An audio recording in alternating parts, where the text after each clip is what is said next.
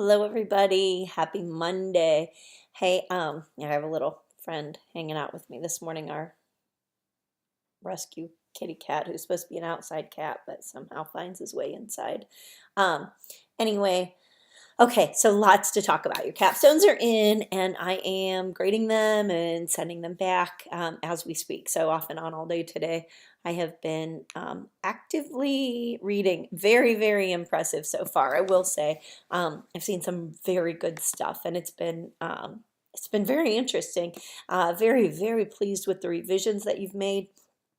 Some impressive pieces of writing. So I look forward to finishing those. So watch for them. Most of you will find that in the Dropbox there will be two documents. One is a rubric that breaks things down. And then the other, and I think the most important, is the essay itself. And at the end, of course, and throughout, you'll see my feedback. I think that's far more important, honestly, than anything else. Okay, so now let's start talking about the good stuff we have coming up because I'm really excited. Now that you have the capstone behind you, all your research from the annotated bib, all that good stuff that you can shift over to your done pile, now we get to start working in a little different direction, okay? So this week I have you looking at or looking for some existing multimodal campaigns, all right? So think about the anti-smoking campaigns or the anti-texting and driving or drinking and driving or drugs or even, there's any number of different campaigns. They don't have to be public service announcements. You could think about the Got Milk campaign. I guess that's a public service announcement. You could look at commercial advertisements. You could look at the Nike ads. You could look at Apple ads. You could look at anything you want. Something that has a long-standing campaign, though. So I want you to be able to look at more than one multimodal approach to it. And then basically what you're going to do is evaluate what's at work. I've attached the guide sheet to that to give you some help or to at least direct you as you work your way through the analysis.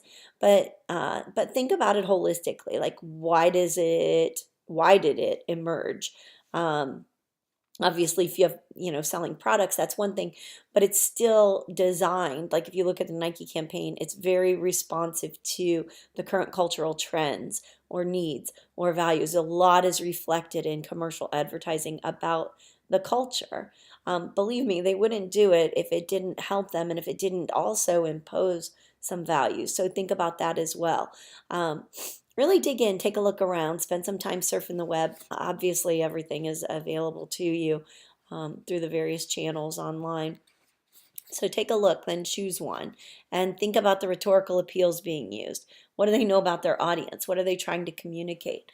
Essentially, you're looking at it the same way that you did an argument, right? It's just this time, instead of only words, you're looking at a combination of visual imagery as well as words, music. There's a lot of components that go into multimodal approaches to argument. Very typically, targeting a specific audience, right? And making a specific plea, some sort of a direct appeal for the viewer to do something, to think something, to buy something, whatever it might be. And so think a lot about what goes into those and what the argument is, essentially the rhetoric that's being used to get you to accept the point of view. Now that rhetoric now includes not just the language used, but also the images, some of the ideals, not ideas, but ideals with an L that are being promoted or supported as a result of that particular campaign. Look closely. Everything is done with intention. There's nothing that's arbitrarily placed in an advertisement or in an appeal like that. So you have to think that any of the movements, any of the presentation is very carefully mastered and manipulated. Last week's hot topic with the Avengers image is designed to get you to start thinking about that. Imagine what we would do if we saw the Hulk in a pose the same way that we see Black Widow. It would be laughable, but it's not laughable, of course, for the female characters, and or for females who are not characters. So think about that, and know that anything that's done is done with intention. And so think about what those intentions may be, what the message being promoted might be in those um, campaigns that you're examining. All of this is being done, and this is sort of a sneak peek at where you're going to go with your capstone argument. The issue, or some facet of the issue from your capstone essay, is going to be turned into a different kind of argument. All right, so doesn't have to be a commercial. It doesn't have to be a public service announcement. Maybe it's a poster campaign. Maybe it's a brochure or a flyer. Maybe it's a TED Talk. Maybe it's a meme. I don't know how I feel about memes, but there's potential there. Not just one, but maybe a whole bunch. And we'll talk a lot more about that as you launch into that next week. But I want you to start thinking about it. So if, for example, you were looking at, I just finished reading Spencer's essay. So if you're looking at paying college athletes, let's say that that is your topic. It's very large, but you want to design a multimodal campaign that makes an appeal to the NCAA, right? So specific target audience, you could do that.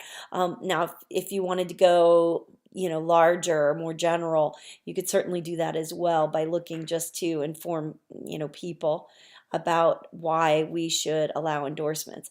Maybe you want to target a specific committee. You have to figure out who needs to hear your message and how you're best going to appeal to them.